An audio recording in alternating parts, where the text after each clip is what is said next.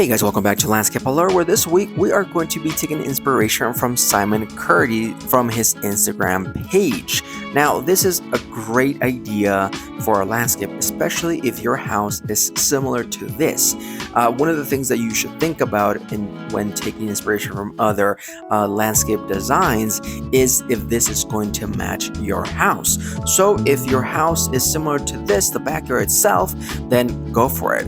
Now, one of the things that you should be looking out for it is if there's quite a bit of difference from the house to the back end of the property in terms of the level, the grade, where in the back it's greater than where it is next to the house. This will allow you to do some of the retaining walls that you see here in the pictures, and also having two areas for sod or other spaces. So if this is something that's going to work out for you, great, take this and run with it. Of course, there's many kinds of designs out there that you can definitely use from Instagram and other pages or other websites online. I have some of those designs on my own Instagram page, so you can always look at those if you want to. But now that we have that out of the way, let's get into the design of what this is here. I should say that I did readjust some of the things to fit this specific design. Keep in mind that because I am not there and haven't been to this specific area, I don't know the measurements, but this is just to give you a reference as to what you can use.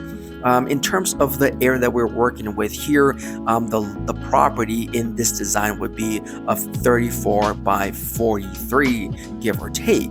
So kind of have that in mind. You can always adjust it in yours if it's bigger. So kind of have that idea. The area for decking right now, the one that you see in the picture, for now would be 24 feet across. And for this one, it's only 6 feet, but I assume that it would be double that, about 12.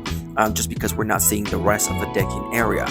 So we are going to have a flat area of sod turf. And then we're going to have some walls on each side to create this sort of leveled area in the bottom part. And then we're going to have a level area on the second terrace part. And that's going to lead us with some steps. So from the deck to where you have the end of the wall, it's going to be around 20 or so feet. And then you will notice that as this wall moves away from the deck, it does raise up a little bit to not having to use a lot of material, but at the same time to make it super nice, and it slopes just a little bit going towards the steps area.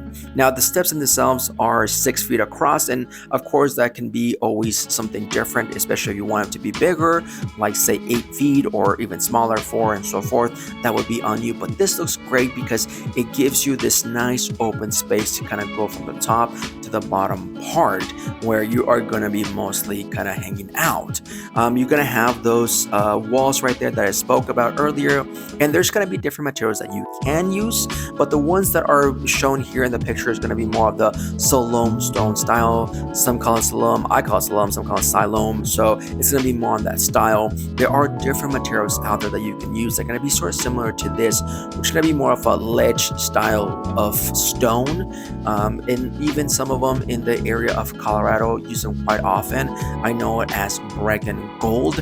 If you've ever been or seen pictures or even movies of say places in Aspen, in Vail, that type of area, Breckenridge, Keystone and so forth, they are going to have this style of material that you can use for this specific walls. In fact, you could even use the same stone to make steps to go from the lower terrace to the second one. So that will look super nice. Now in terms of the sod area, it is going to be 14 feet by 13. So that sort of semicircle area is going to be 13 feet across, where you can always do a different area. Now for the top part, it's going to be 12 by 17, which is going to be more of an oval shape. And then for the rest of the yard is going to be covered in wood mulch. Now that's going to be depending on where you live and if this is going to be a good thing for you or not. Depending on how much water you get in your area, this may not be a good idea, or it might actually be a good idea. So keep that in mind if you are wanting to use some of these materials for your own design. So once we kind of have that across, we're going to be kind of refining where we want our areas, and you'll see how I just kind of put little things for, oh, this is the turf, this is the grass, This is just something that I like to do just for myself when I'm doing in color version.